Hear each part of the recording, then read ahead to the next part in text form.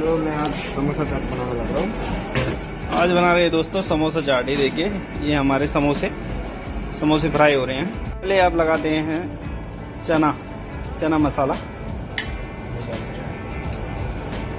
ये देखिए यहाँ पे चना मसाला लगाते हैं। ये हमारा चना मसाला रेडी हो रखा है ऑलरेडी पहले से ही। तो ये देखिए यहाँ पे शानदार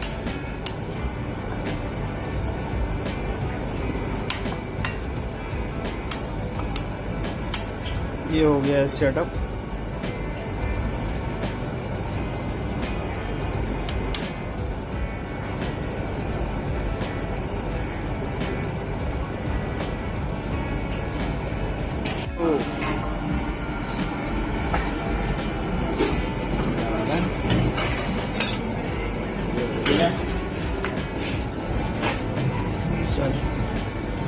रेडी रख समोसा।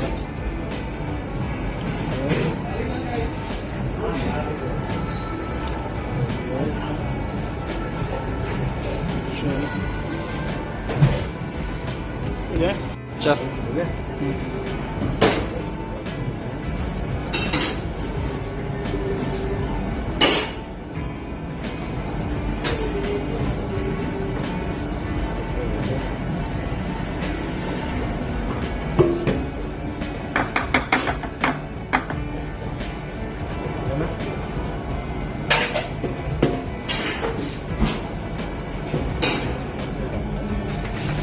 रुक ना।